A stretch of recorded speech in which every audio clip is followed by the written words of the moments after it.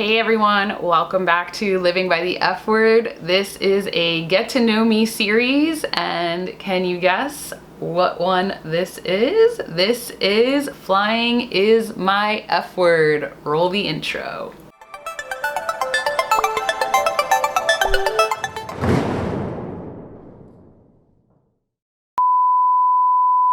Hey everyone, welcome back to Living by the F Word. Just want to thank all my subscribers once again for tuning in to this new video. And if you're new here and just coming across it, my name is Jess. I'm a fine artist, flight attendant, and festival enthusiast, and I love F words.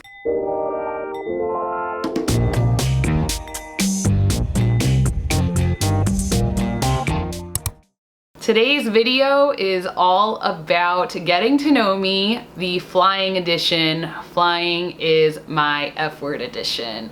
So if you're new to my channel, I absolutely love F words. Everything I do is an F word. So we're gonna talk about flying and all things travel related, career related, and all that good stuff in today's video. So let's get into the first question. Question number one is, what did you want to be when you were small? And I know that I found a little journal worksheet that I did when I was younger, and it said waitress on it, which is really funny, not even funny, but almost like karmic destiny like stepped in, because I was a server bartender for years, almost 10 years, and then I became a flight attendant. So flight attendants aren't waitresses, but it's just kind of funny because when I was little, I know that I wrote that, which isn't really a career choice. Most would be kind of setting the bar a little higher.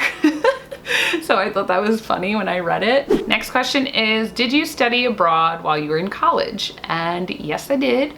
I did a summer abroad in China. It was a program that one of my professors ran. He is from China, and he was a professional printmaker and ink master.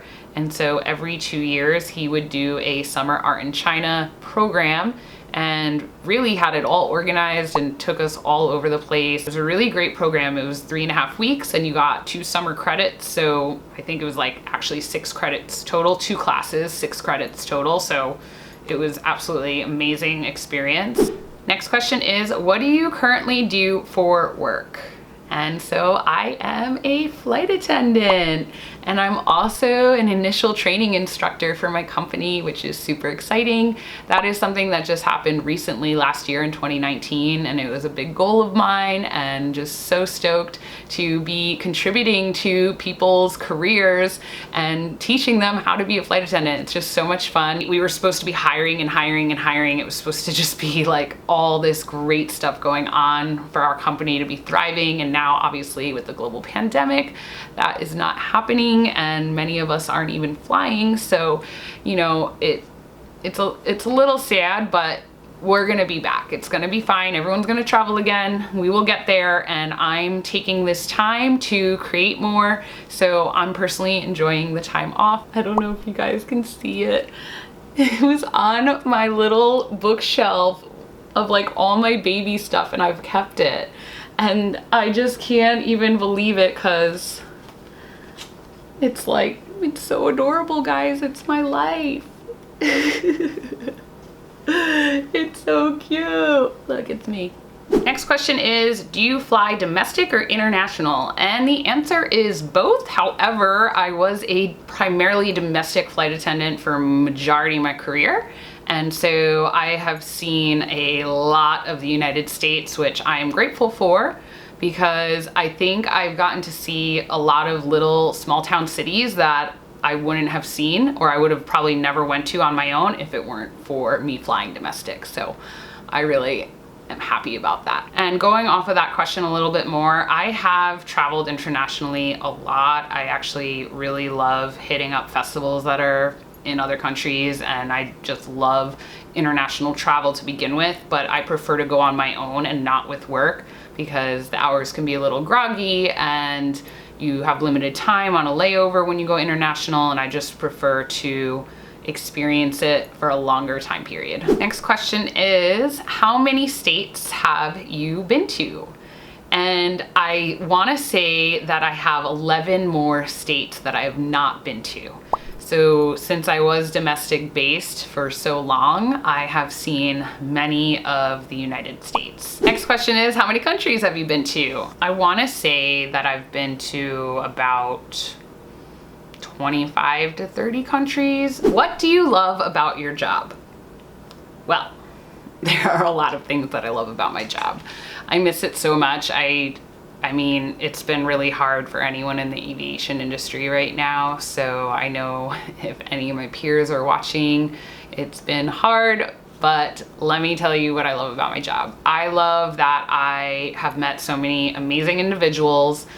Flight attendants, even pilots, but flight attendants are really interesting people because it's not your average job and it's not a normal job. It's very, the hours are strange, so it takes a certain type of person, a certain type of crazy to be a flight attendant basically, but they are some of the most caring people that I've met. I mean, not everyone, but definitely a lot of people are passionate and caring about people, customer service. That's why I also wanted to be a flight attendant, because I was in the service industry for so long. I just really like taking care of people, and I really do absorb things like a sponge. So if like people are like upset about something, I just like, I'm like, no, don't be upset. I hate it.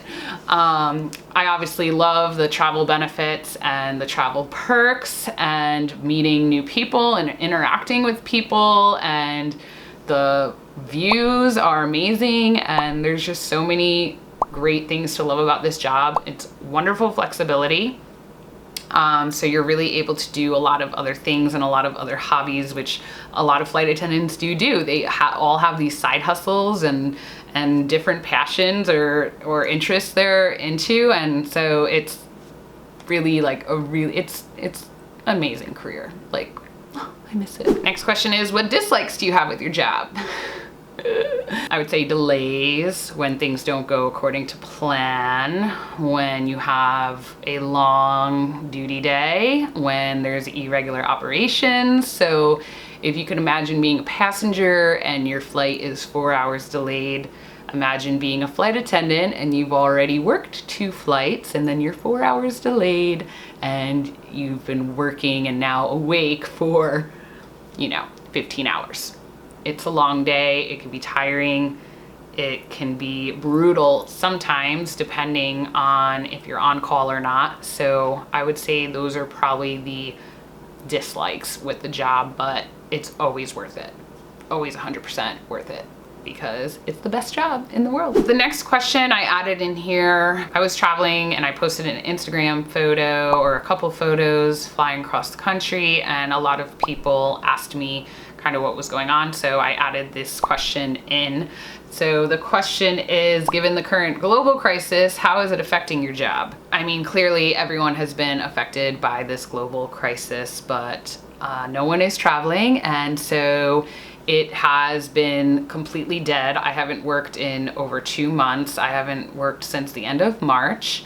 And I will try to show you some footage of what it was like when the pandemic first started. It was very eerie. There was no one in the airports with the exception of maybe 10 people and everyone that worked there. It was very odd. I mean, seeing airports that typically would have thousands, even millions of people traveling through them a day were deserted. It really felt like an apocalypse type situation. And then just recently when I traveled, it definitely is picking back up again. And so things are definitely starting to change a little bit, or people I think are just starting to ease up and not care as much now that there's been restrictions lifted and there's no shelter in place anymore. I think people are just traveling more. And I think the airlines are trying to social distance as much as possible. They are only, most of the major airlines, at least in the United States, are only allowing 65 to 75% capacity being filled, no middle seats. And if it gets to the point where the flight is too full, they contact the passengers so that they could hopefully switch their flight. The next question I added in here was talk about how the aviation industry is handling the crisis. So I kind of just touched upon that a little bit. I know that they are definitely being cautious, and I have seen them when I was working in March do deeper cleanings of the aircraft, which is nice. I do think that the aviation industry is doing the best they can given what is going on. I mean, they can't be putting up planes for millions, thousands of dollars, however much it costs to fuel and everything, if people aren't buying tickets. And if you look at the statistics, it's just dropped significantly. We'll see how I mean,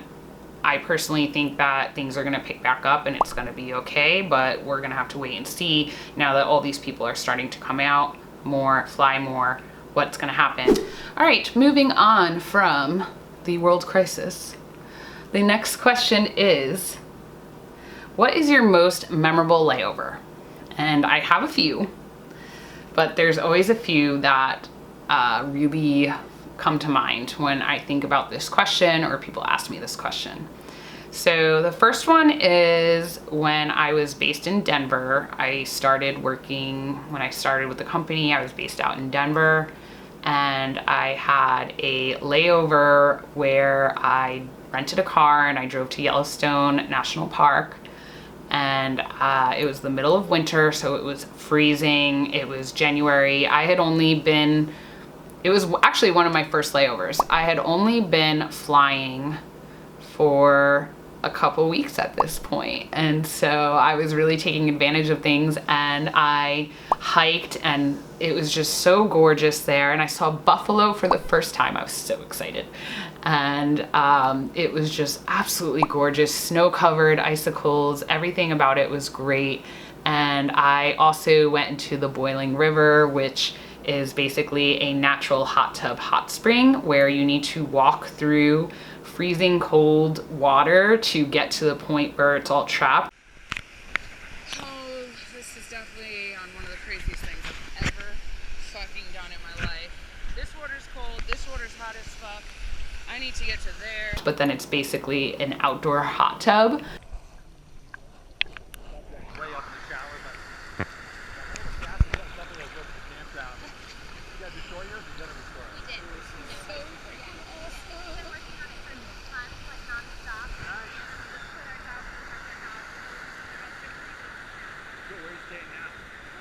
And that is one of my most memorable layovers because it was just like me connecting with nature and, you know, experiencing this amazing, beautiful national park in my country. Another memorable layover of mine was when I went to Brighton with two of my coworker friends, and I actually got to visit Betsky's boutique's shop. She is a designer that makes bum bags or fanny packs that I always talk about.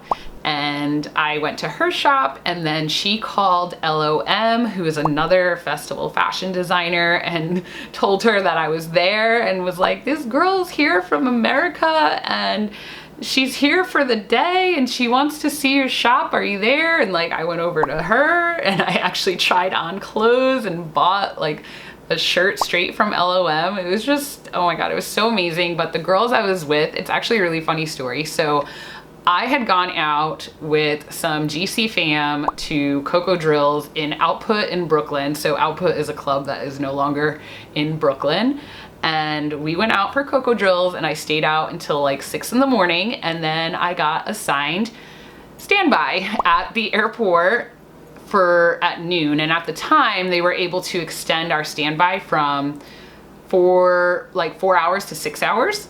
So right when it was about to be over, of course, because that's how scheduling does it, they extended it to 6 hours, and then right before my 6 hours was up, they assigned me a trip to London. And I just remember, I just was not having it. Like, I just was like, I am dead right now. I haven't slept. Why did I go out? Why would I ever go out when I'm on call the next day? What was I thinking?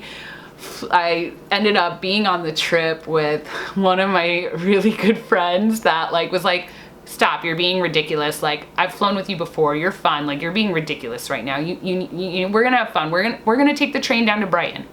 And as soon as she said Brighton, I was like, wait, Brighton? I was like, oh my God, that's where those fashion designers are. Oh my God.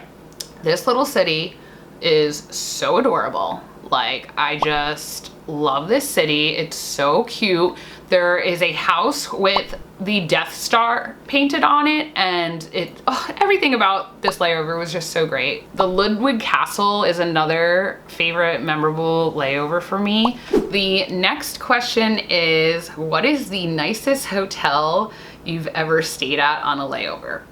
And this will go down in history. This is another favorite layover, but it was an unexpected, unplanned layover because we had a mechanical delay, and we ended up in one of the nicest resorts, the Rosewood in Bermuda. We were the first in our company's history to ever lay over there, and scheduling like didn't know what to do with us because of it, because we usually don't stay there, usually just fly there and back. It's a turn.